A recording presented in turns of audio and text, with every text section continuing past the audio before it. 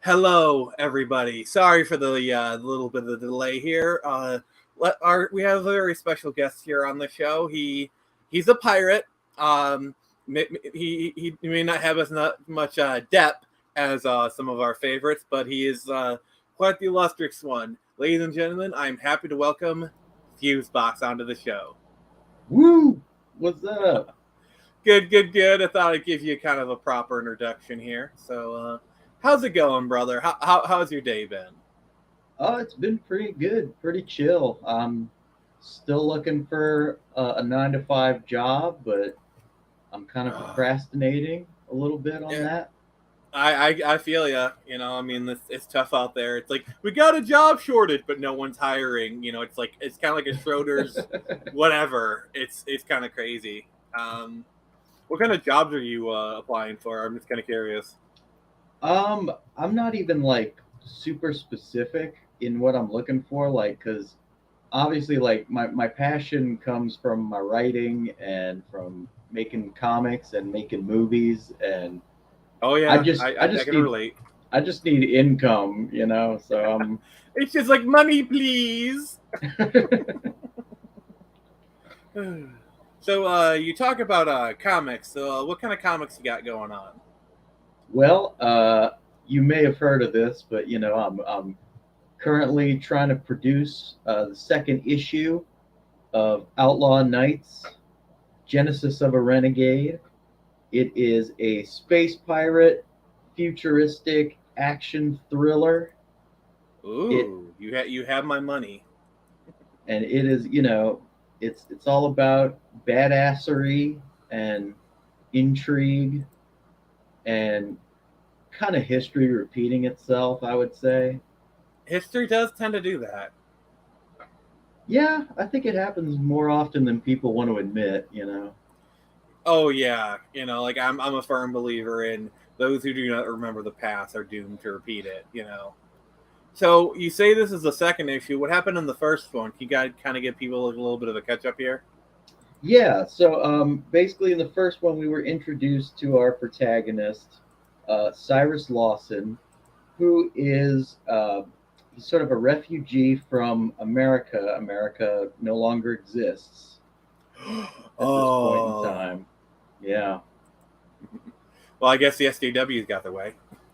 exactly. And and so, like, he's been kind of bouncing around from colony to colony in space, because the nations of Earth have all been at each other's throats, competing over territory and resources. So And basically, same shit, different planet.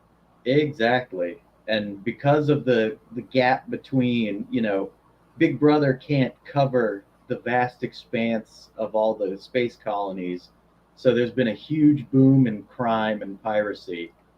I mean, yeah, and it's not like we haven't seen that throughout history. I mean, whenever standard means of exchange break down, a black market always develops it's like freaking clockwork. So, based off of what I'm hearing, and correct me if I'm wrong with this assumption, are you just kind of taking the modern kind of political dynamics and setting it in space?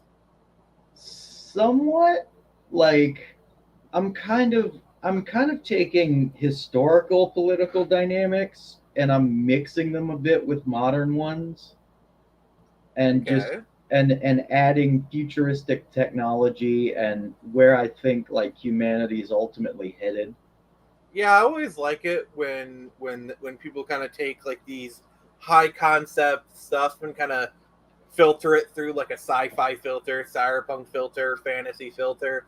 It always really create some interesting results, and I kind of feel like that's what we got here. Well, absolutely. I wanted to. I guess I wanted to do a futuristic sci-fi that was kind of, you could differentiate it from things like Star Wars. Like, there's no lasers in this. Oh no! How can it be called sci-fi? There's no pew pew guns. There's advanced versions of modern firearms. How advanced are they? Do you have are they smart like a smart gun for like from Aliens? Well, not aliens, but in terms of, like, I think we're, there's definitely going to be some kind of a gun control element that I'm going to introduce. Oh, that's gonna touch some nerves. No matter what side of the issue you fall on, you're gonna piss somebody off. Well, I mean, I'm trying to do it in a way where it's not like I'm not trying to send a message. You know what I mean? It's like I'm not trying Hmm. to tell people what they should think about a specific issue. I'm just kind of Well, that presenting it. automatically makes you better than every writer and artist at DC and Marvel. So bravo for that. Yeah, it's like, well, that was the big thing about Comicsgate was, it's like we all got really tired of writers who are just trying to preach at us, and it's like, you can mix in like allegories or issues, like political issues or Hmm. social issues. You can do that without like making it straight up propaganda. Yeah, like my thing is, I feel like what a lot of modern writers have lost is subtlety. Because like Oh look yeah, at because like the thing that I always compare it to is like look at Twilight Zone from the '50s. That show was political as fuck. Like, yeah. by the way, this is our rated stream, so naughty words are allowed. I just don't allow gamer words, if you know what I mean. Um, But anyway, like, so it's like that show was political as fuck. It's like, and that they didn't even have that deep of a meaning. It was like just barely beneath the surface. A lot of their messages, and a lot of their messages were very left leaning messages even today. Yeah, And but the reason why I feel like the Twilight Zone is timeless and enjoyed by so many people even today is because they did what sci-fi always does best. The purpose of sci-fi for a lot of people is to tell these political messages through sci-fi as a kind of a mask. It kind of yeah, helps. It lets people engage in a topic with, without knowing they are. Like, for example, let's say you're on a planet and the green skin aliens hate the white skin alien. I just realized I did a Martian Manhunter kind of thing, but whatever. It's like you can use that as an allegory for race relations. I mean, it's a bit ham-fisted, but you get what I'm saying. Um, or like there's that Orville episode where they talk about social media. I mean, that one's a bit on the nose, but even then, they treat it with enough care that it actually works. yeah, exactly. And it's like, and again, like the messaging, I guess that would be in Outlaw Nights is tertiary. You know what I mean? Mm-hmm. It's not the main focus. The main focus is just a fun world to kind of engage with, and to ultimately, like, have you kind of relate to the characters. And I think the ultimate message of Outlaw Nights is just that, not everything can be cut and dry, black and white. Oh, I love those gray morality stories. They really are the best, in my opinion. Yeah, because it's like our main character Cyrus. He's sort of, he starts off. He's pretty young. He's about 18, and he's got a very black and white view of the issues at hand. Like, he views pirates as just the scum of the earth, and you know he's not super fond of the government per se, but he just, he views the concept of being a pirate as just like the lowest of the low. And it's sort of like, with his experience, particularly, like, we haven't gotten a chance to really delve into it just yet. We just had kind of the inciting incident happen where Mm-hmm. he's now basically been kidnapped by this crew of pirates, who go on the ship Hazard, and so he's sort of being forced to face his. How much of this did you base off of Pirates of the Caribbean? I kind of like, that was my first inspiration for the story, way back in the day when I first saw the first one. Yeah, because like the story beats sound a lot like Curse of the Black Pearl. I'm not trying to call you out or anything. I'm just trying to feel you out. Well, yeah, there's a bit of that, but it's like, I just thought of it in terms of, like, I just love the romanticism of pirates and everything, but I wanted to put it in a different context. And like, because you know, it's like to me, it's a lot cooler when your pirates can use like badass futuristic technology, and you know, they and there's like computers involved and spaceships. Yeah, I mean, spaceships make everything better. Yeah, you know, and it's like because when you think about like the whole thing about piracy back in the day was that it was definitely limited in terms of like how long the golden age of piracy was going to last because there's only so much, you know, the blank edges of the map were getting filled in. Yeah, there's Like only so people, much booty you can plunder. yeah, and it's like, you know, I just wanted to say the word booty. I just wanted to say it. I mean, I take great offense to that, but you know, Only people without booty take offense to that word.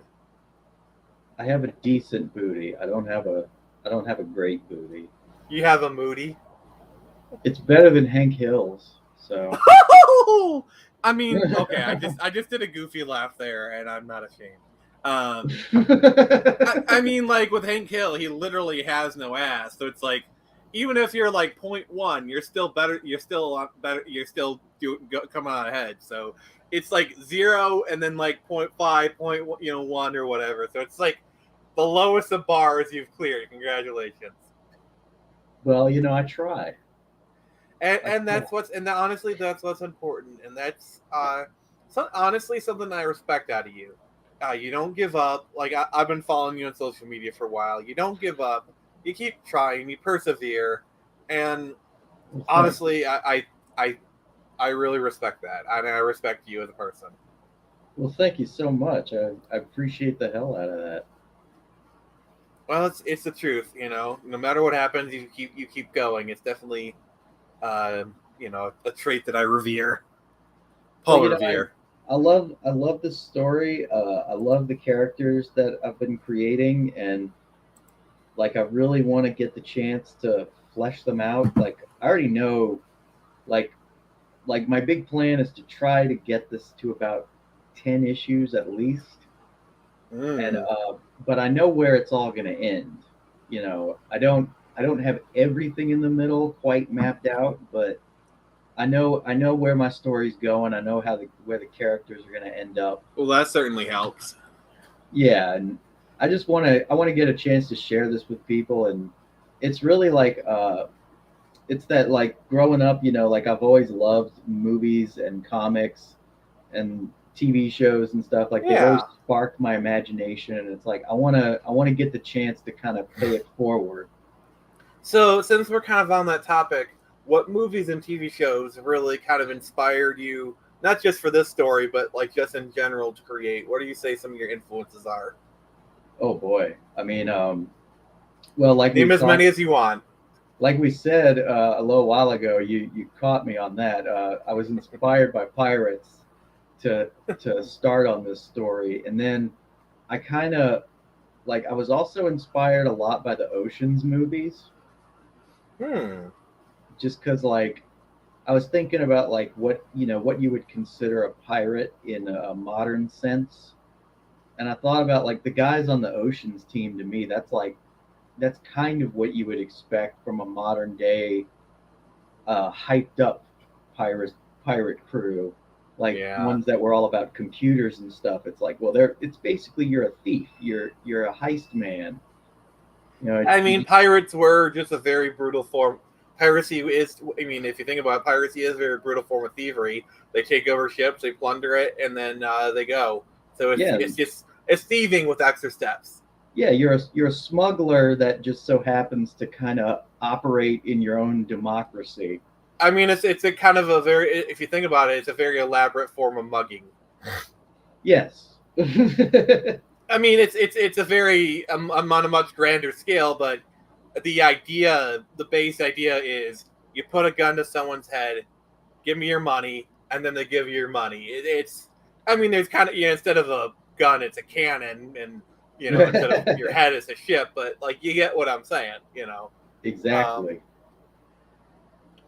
and so I'm assuming the character he'll like learn, like, oh, piracy's not that bad or whatnot, and Well, it's more like he's going to learn that it's like they're not these evil demons that he kind of pictures them as, that they all kind of have their own backgrounds that sort of, I guess, pushed him into this lifestyle. Okay. Like it's like life wasn't exactly kind to all of them. Fair enough. It's kind of like for people who live on the fringes of society, their life can be completely different from someone who even lives an inch within the circle. Yeah, exactly. And of course, like with a lot of my story like creations and stuff, because I'm also working on other things like I'm also working on kind of doing my own fantasy story right now. Hmm. Um, it's not super fleshed out yet. Like I haven't really written out the story so much. I've been mostly working on the background elements, like the mythology itself. And I mean, a lot of that is inspired from real world mythologies. Like, because I love Greek mythology, I love Norse I mythology. mean, who doesn't love Greek mythology? The mythology. It was the first soap opera. Exactly. It was freaking awesome. Like, I love stories about gods and how shit comes into being in the fantastical sense. Yeah. And so, like, a lot of those mythologies I've been referencing, but also, I mean, my greatest inspiration was Tolkien. I mean, yeah. You got to love Tolkien. What parts of Tolkien really kind of stuck out to you? What kind of inspired you? Because the Middle Earth kind of stuff is very multifaceted, so people latch on to different things. Definitely the Silmarillion. Okay, yeah, it's quite the. Silmarillion is probably my favorite book of all I don't time. know if you knew about this, but Tolkien actually wrote what like the very first few drafts of Silmarillion in the trenches of World War One. Yep. That is crazy. Like when I first heard about that, that blew my mind. Like in between the lulls of battle, he'd be scribbling in a notebook, and I mean, obviously, he went through some more drafts since that time, but like that was like the beginning of Middle Earth. Middle Earth was literally born in the trenches of World War One, and when you when you have that fact in mind when you're kind of consuming the media, it really kind of makes things make a lot more sense. Oh God, yeah. Especially like whenever in Lord of the Rings and in Silmarillion, there's several points where he talks about like military tactics, and that's where it definitely kind of shines through. Like he knows what he's talking about. Yeah. Talk about like sieges and uh, Uh, so you're saying there's going to be space sieges? no, like that's Lord of the Rings is mainly playing into things like my other mythology. Yeah, because like I was about to ask, like, how do space sieges work? Like, how are you going to make those work? Because like sieges kind of rely on two maybe three-dimensional movement, but in space you got like all the angles. So it's like, how does that work? Like, if I you could went figure that out, that'd be really interesting. Well, no, like the biggest thing about Outlaw Nights is it's going to kind of reflect that era of American history when all the European powers had a stake in the New World, and they're all just kind of there's all those issues with like obviously the distance between the mother country and So, the if you had to put colonies. like a time range for it, like, are we talking kind of golden age of piracy, late 1700s, or are you talking more the colonial era, 1850 to 1900? I would say in between those. So 1800 to 1850, kind of. Yeah, like Kind of like piracy's somewhat. I mean, we're talking about inspiration, not actual setting. Clarification. So it's more like piracy is kind of like on the way out, not fully there yet, but like other oh things no, are kind of starting to. oh no, I'm making it to it. This is during the height of it. Okay, so it's more 16 to 1700s kind of thing. Yeah, my bad. I was just Yeah, because thinking. like I was I thinking in terms of the actual like colonization rate, because it's like in this setting, it's like colonization's come a pretty long way by this point. It's just that again, like all the main powers are still located on Earth. So it's So like, you're kind of combining. Let's just say you're combining eras. I think that's yeah, probably the best way to, because like I just kind of looked up the golden age of piracy is said to go from 1650 to 1730, which does sound about right. Versus the colonial era is a bit more modern. So I think probably the best way to say is like you're kind of combining the two eras. exactly. Because it's like, when you think about it, it's like space is so effing vast that it's like they're not gonna be able to fill up the map as quickly as they did with like the colonization of the Americas. Yeah, what I do find interesting is most people when they approach this topic, they tend to come at it like let's do a space western, which is fine. That's a fine way to kind of look at it. Like you're kind of like using the same kind of train of thought they do, but you're kind of more of it like it's more of a naval kind of thing, which I do find kind of to be an interesting take on the whole stuff. Oh yeah, and I mean, there's definitely Western elements to it, but Oh, of I course. wouldn't call it a Western. Yeah, it's. I think it's probably what you said before. It's more of a spy piracy kind of thing. Which I mean, obviously, space pirates that has been a story that's been done before, but like, I feel like you probably have more a pretty original take on it. Well, I think so, just because like I've been a fan of space pirate stories, but like for the most part, like most of them leave me feeling kind of wanting. Okay, let's kind of expand upon this. So, like, what's your problem with like? Can you describe in more detail what's your problem with a lot of the space pirate stories, and what are you hoping to change with your story? I feel like a lot of them lean way too heavily on the stereotypes of pirates, and Hmm. I feel like a lot of the other ones that I enjoy, it's like the space pirate element is kind of a minimal part of it. Huh. Like like there was stories like Outlaw Star, which I know that sounds like a similar thing there, but Outlaw Star, like I enjoyed it, but like I always felt like the pirates in that story, like they were technically the main antagonist, but it was like they didn't really feel like pirates to me. Especially like they added in that bizarre magic element where I'm like, no, I don't need that. Um, and then I really liked that anime. You probably, if you heard of Tenchi Muyo. I've heard of the name. I haven't like watched it too much, but let's pretend I do. Well, one of the characters, like my favorite character, Ryoko, she is a space pirate, but she doesn't really do anything pirate related. It's like it's just, oh, that's her past. Like that's who she was. She was a space pirate. It's to quote the modern vernacular, it's an aesthetic. Yeah, and like I feel like that's kind of what I've seen for most of the stuff. I never watched that movie Ice Pirates, but I'm a little annoyed by the cover from what I've seen of the visuals from it. Random thought, but like have you ever read the Seventh Tower series by Garth Nix? I have not. Okay, it's kind of it's a fantasy series, but in there's this race of people called the Ice Crawls. They're basically Nordic pirates. Like basically, Okay. if you combine pirates and Vikings, you get them. They're basically because like outside of the castle, because it's a world that covered in like shadow. Like there's Yeah. a veil that was put over the world, and basically it's a lot of ice. So like they have these ice ships, and they sail around the world. Blah blah blah.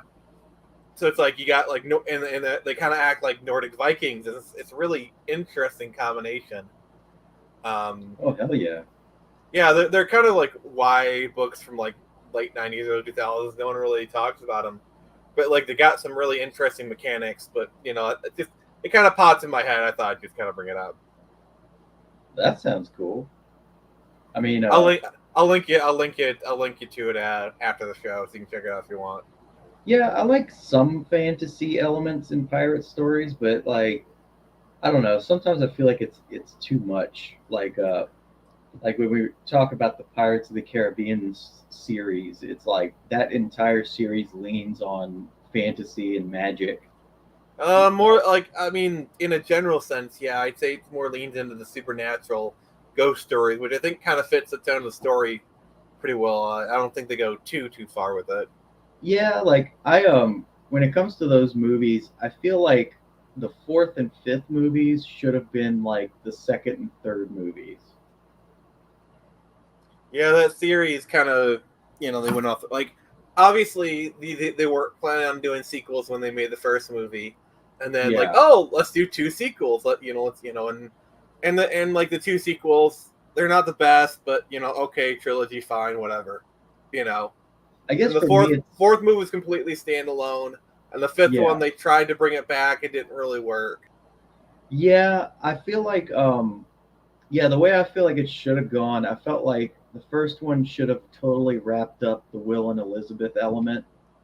It's like they should have just been out of the movies after that. Like it's like their story's finished, and it's Well, the like you, problem is the first movie, Will is the main character. It's Will and Elizabeth are the main character. Like if you watch that first movie, Jack is a tertiary character. It's oh trust me, I know. I just like it's not until the sequels when they realize, holy crap, people like Jack Sparrow. Let's do everything. Let's focus it on him. no, I totally agree with you on that. I just think like if they were gonna make sequels to the first one, it's like go ahead and just like make sure Will and Elizabeth are wrapped like that. That's a happy ending for them. Like leave them at that, and Yeah. then just continue with the adventures of Jack Sparrow because it's like that genre alone lends itself to where like Jack can go on these The standalone adventures adventures. continue. Yeah, and it didn't need to be this huge overarching plot line because it was clear like that was around the time that the LOTR movies were going big in the theaters. Yeah, everyone wanted their big stuff. I mean, this is kind of before Exactly. the this was like a little bit before the YA boom, before the Twilight era. God, that was a really bad time for cinema. Like the late 2000s and early 2010s. It was the late 2000s was really bad. Even the mid 2000s a little bit. I mean, I love the early 2000s, but like, we're just yeah.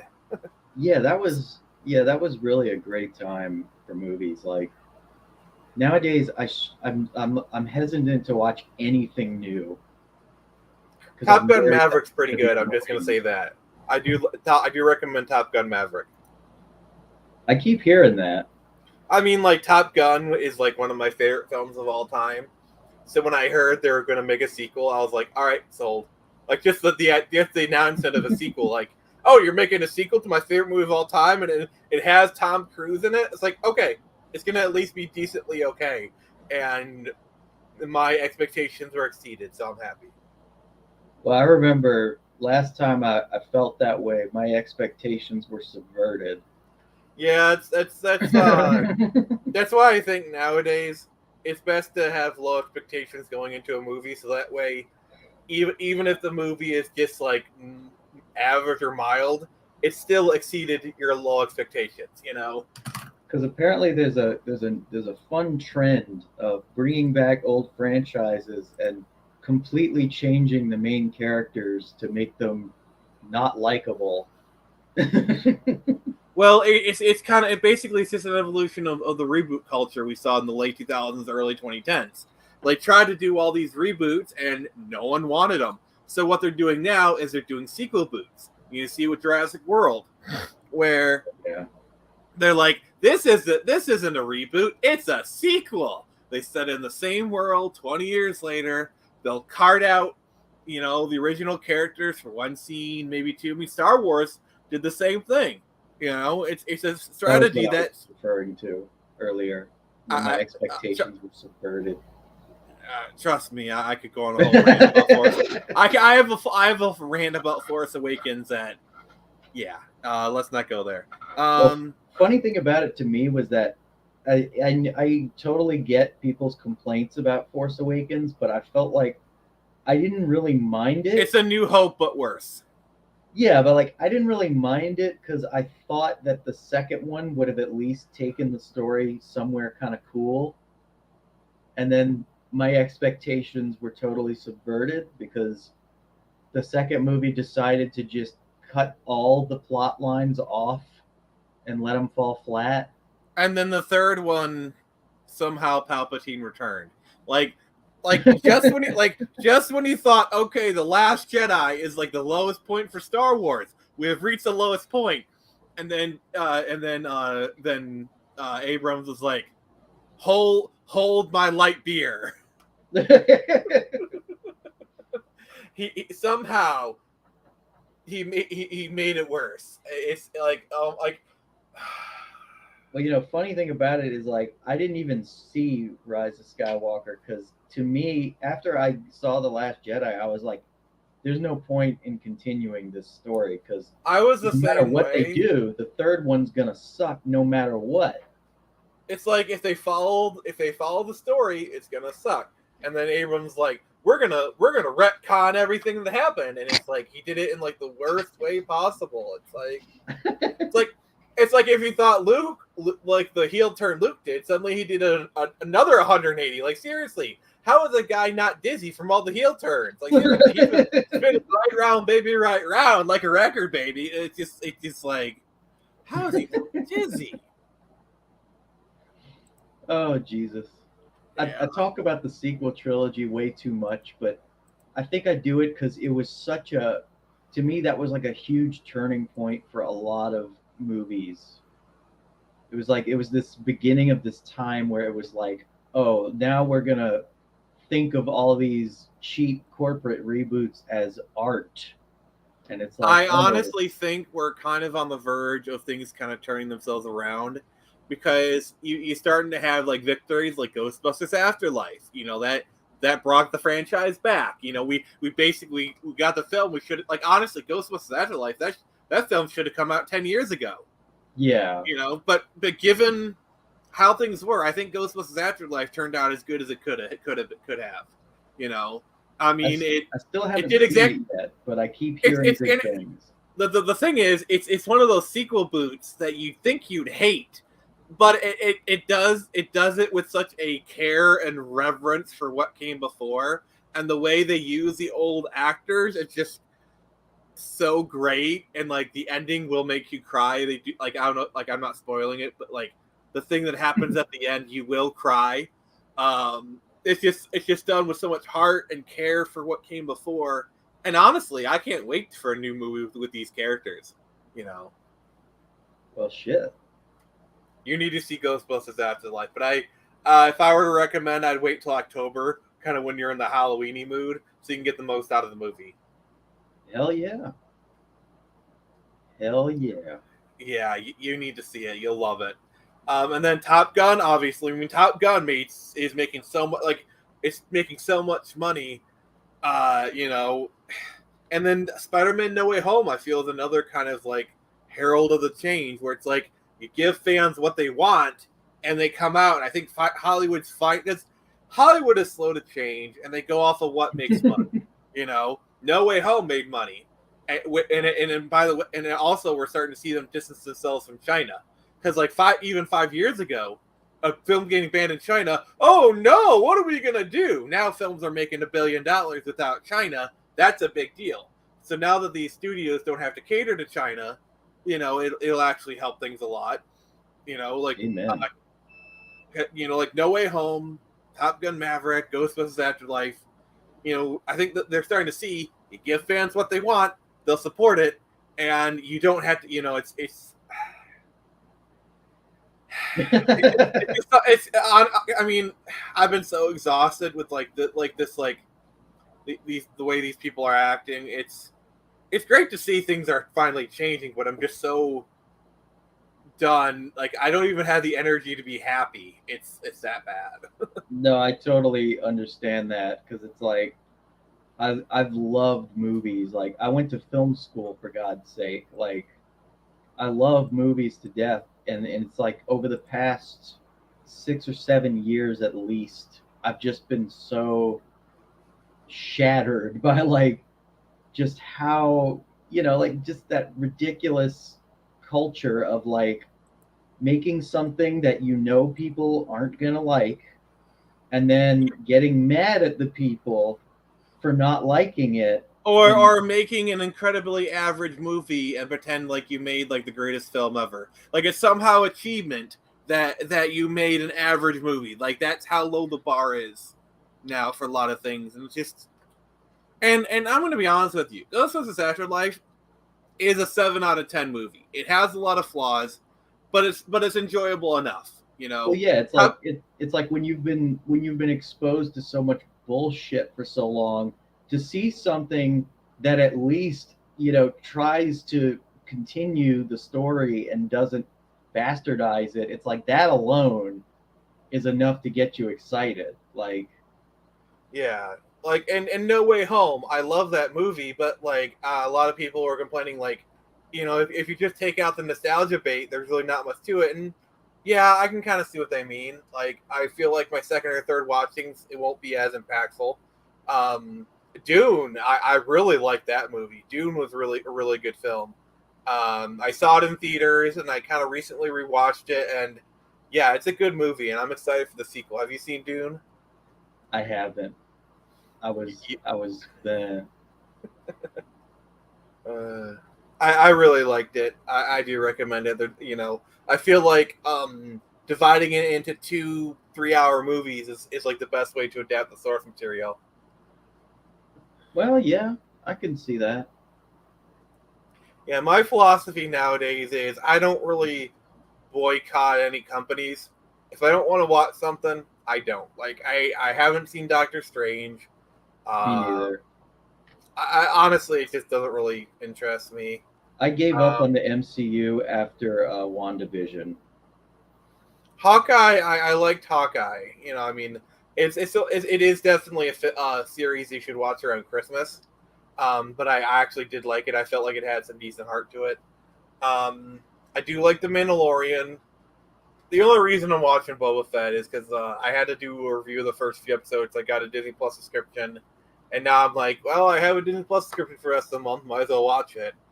I'm not going to be renewing my subscription.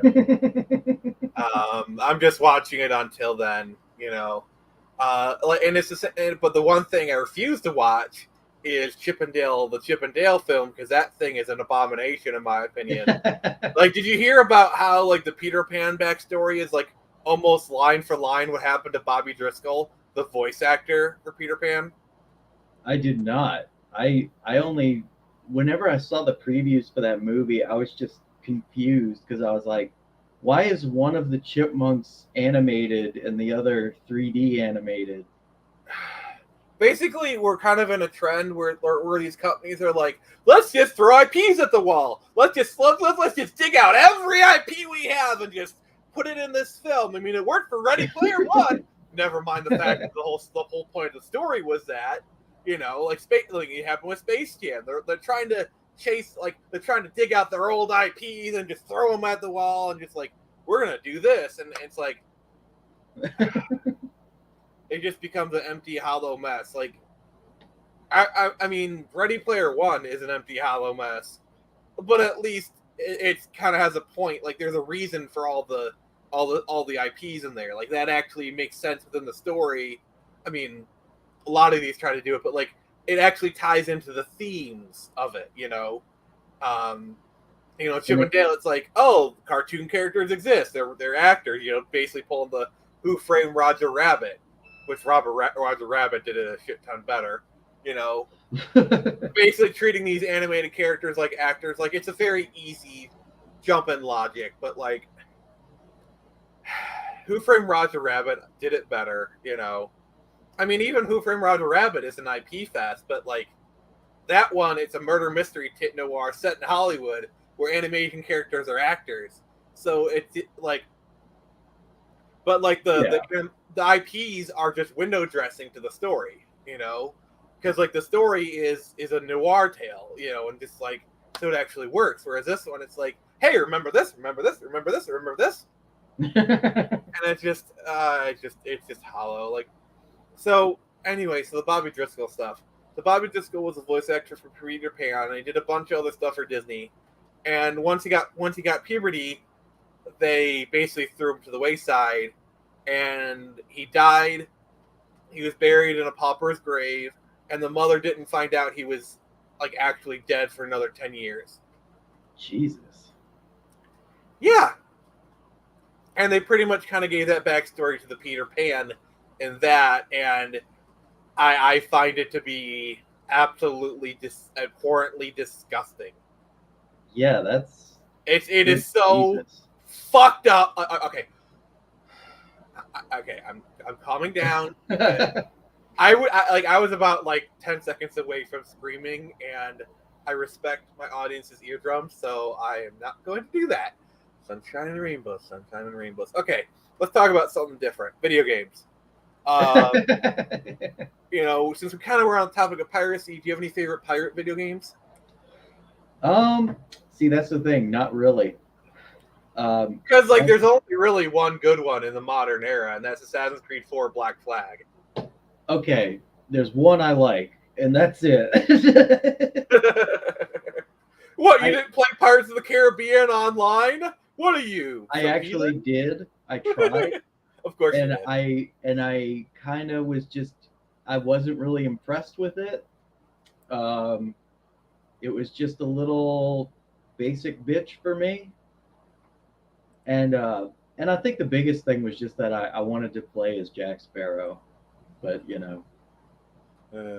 but basically, yeah, I liked Assassin's Creed Black Flag, which honestly though, like for me, I would have liked the game better if it wasn't an Assassin's Creed game. Yeah, that's pretty much the consensus around the game, where it's like it's a really shitty Assassin's Creed game, but a pretty good Pirates game. Exactly. Like if they had just cut out all the Templar assassin crap and just made it a pirate game, it would have been like it had a really good game loop to it, like raid ships, upgrade, yeah, I mean even with the assassin bits kind of dragging it down, it's still a pretty decent game. Oh yeah, and I liked how they actually had historical pirates in it, and you got to experience their personalities and. Yeah, I just do find it interesting to where Anne Bonnet just kind of comes in towards the end of the game because they get rid of the first mate of the ship, and then she kind of comes in as a replacement, and it's kind of a bit ham-fisted, and they kind of speed run through the Anne Bonnet story towards the end. It was, she's a cool character, but. But it was I just enjoyed having a hot woman on the ship, A hot red-headed woman on the ship. Not for long, not until we do the movie adaptation. If Ubisoft wanted to do Assassin's Creed 4 Black Flag movie and basically rip off Pirates of the Caribbean, I am all for that. I know, I know they tried. Yeah, didn't they try to do an Assassin's Creed movie? And it was just so mid, and they did the thing where it's like it's based on Assassin's Creed, but we're not going to have any of the characters that you care about. It's not starring Desmond Miles. We're not. Yeah, it's like why? Like honestly, they could have just done the story of the first game as a movie, and it would have been fine. It would have worked, but they had to go all original. Totally agree. Altair was actually probably my favorite part of the whole series. Yeah, just don't go back and try and play that first game. It's really rough. No, I know. It was very basic 1, 2, 3, get all the viewpoints and figure out where your target's gonna be, and then don't get me wrong, it's playable and the atmosphere and the vibe, but the mechanics are very basic, and yeah. And I like the Ezio. Ezio was cool. They made a whole trilogy about him, so Yeah, Renaissance era assassin, that was cool. A suave, higher French model to be the, as Ezio. It's they knew what they were doing. But after the Ezio shit, it was I felt that's when they should have just ended it. So speaking of pirates, the other pirates game that comes to mind, you probably haven't heard of this because it's a bit older, Have you heard of a game called Skies of Arcadia? That name does sound familiar. So it's basically Sky Pirates. It's an RPG. It was for the Dreamcast, but then it got released on the GameCube. Okay. So early 2000s, basically that era. Um, and from what I hear, it's pretty good. So if you have an emulator that can play it, I say do it. Hell yeah. I think the worst example of a pirate game that I played was this Japanese RPG called Rogue Galaxy. I've heard of the name. Yeah, I've played it and it was just so dumb because it's literally they wanted to they wanted to play with that aesthetic as far as they could to where you're on a pirate ship in space, but it's an actual wooden pirate ship in space. So it's not like a spaceship that is in the shape of a pirate ship. It's an actual It's an wooden pirate ship. actual wooden pirate ship. It's a galleon.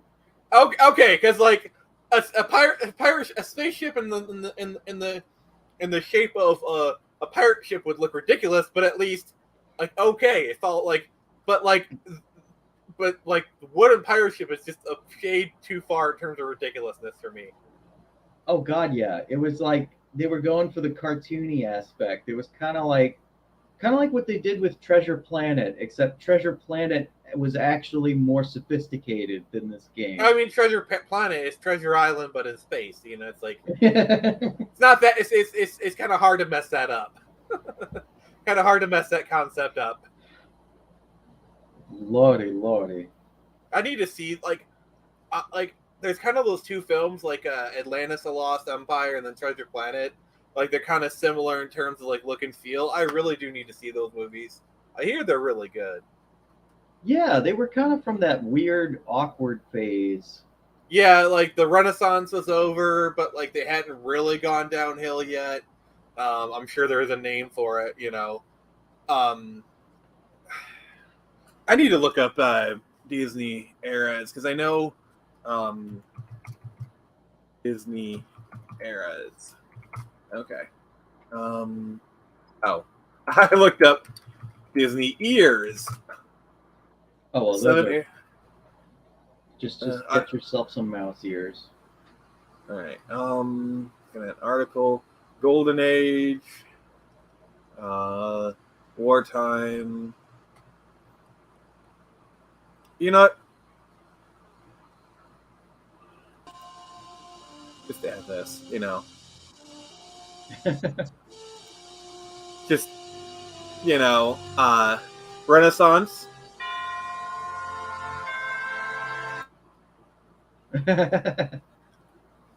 Yeah, I muted the even though I like that song. Feed the birds. So Mulan was the last of the Renaissance era. Okay. And then post Renaissance. Okay. 2009. Yeah, I think Home on the Range was like the last of their their classic animated series. I do remember that. And they started doing like CG stuff, you know. I enjoyed Lilo and Stitch. This isn't in order, I'm pretty sure. Fantasia 2000, Dinosaur, Emperor's New Groove, Atlantis, Lilo and Stitch. Yeah, and then Revival era, which is where we're at now. See, the Revival era, I would not call it the Revival era. It's just just kind of something I wanted to look up real quick. So since I have like I love to laugh so much. The screen pulled up. How about we look at your Indiegogo? Well, I believe. Oh, I don't have audio. I'm just gonna say that for the past few minutes, I had my audio muted, so I couldn't hear anything he said. Oh, my bad. Oh no, I was. Just saying, it's not your bad. It's my bad. You did nothing wrong. I was just saying that the Revival era, I would not call it the Revival era. I mean, at least the CG movies found their feet because, like, a lot of Disney's early CG movies from the late 2000s are just bad. Like, I love to laugh at The Princess and the Frog because being from New Orleans, I love how they leaned on every basic bitch stereotype that they possibly could.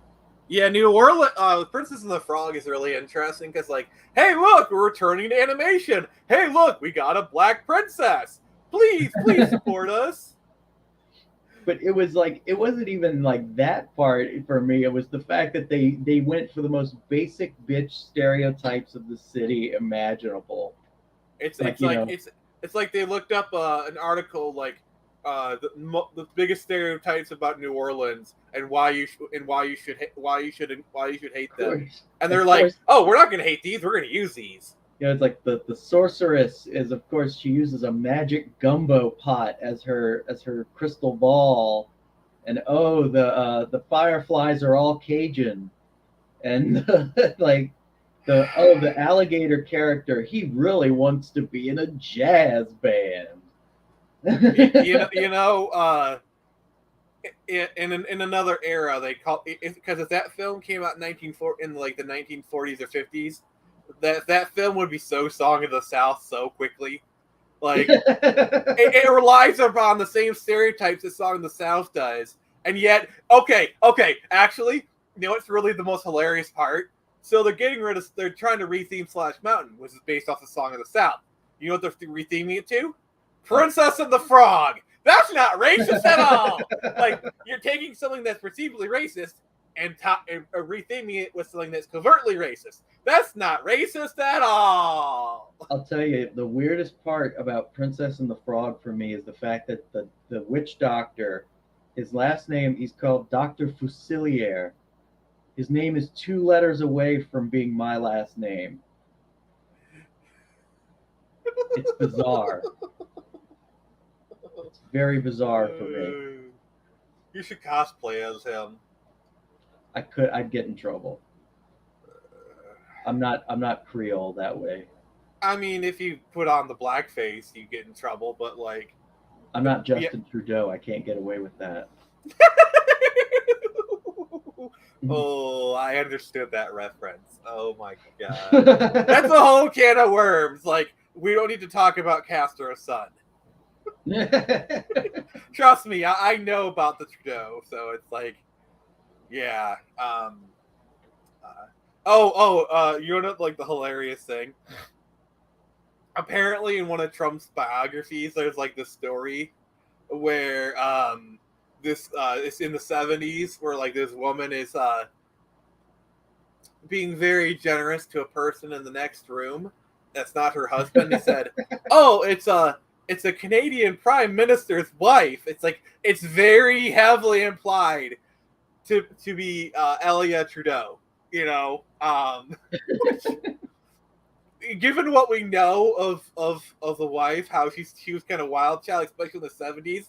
That story like makes perfect sense. Like, okay, for the record, I'm not saying it actually happened, and I'm not saying it was actually her. I'm just saying what's suspected. Please don't sue me for libel, Amber Heard. I mean, I think it's entirely possible. Oh, it's possible and plausible, and I personally believe it to be true.